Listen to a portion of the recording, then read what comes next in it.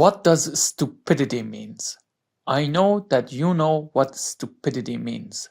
Everyone knows. But can you actually describe it? One of the best descriptions of stupidity is often a tribute to the famous scientist Albert Einstein, doing the same thing over and over and over again, and expecting different results. There's a new animated movie based on the famous George Orwell book Animal Farm, and it's getting a lot of negative review and people are already calling it a disaster. One of the main reasons people find this movie disrespectful to the original is because it's aimed at a younger audience, mainly kids, while the book and the original animation were made for adults. This makes everyone wonder, what is the target audience for this movie? The plot is too complicated for the kids and too childish for the adults, which really makes you think. That's why people already see this as another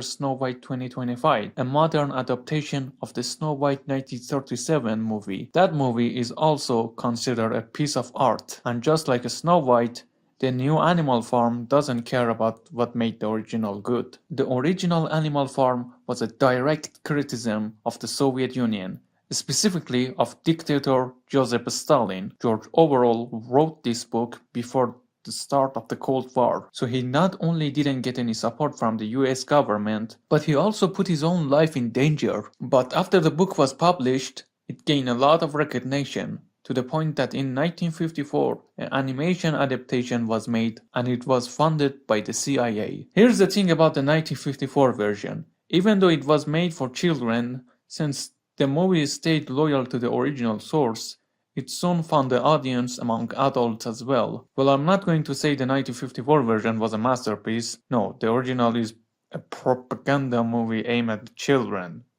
which makes it disgusting. But that's also the same thing that makes this movie a timeless masterpiece in American animation history. And in fact, if it wasn't for propaganda, this would never have become a movie in the first place. After that, this franchise was forgotten for decades, until in 1999, another live-action movie was made. The second movie is just as horrifying as the last one, thanks to the nightmarish animatronic and visuals. But thankfully, this time the target audience was adult and young adults, not kids, which is one of the positive points of this movie. On the other hand, the film ultimately managed to miss the point of the book, especially because it had a different ending from the original story, and just like the first movie, it was forgotten again. This time for another 27 years, until now with the third movie. The third movie hasn't even been released yet, and we've only seen 2 trailers so far, but it has already managed to make the fan of the original angry.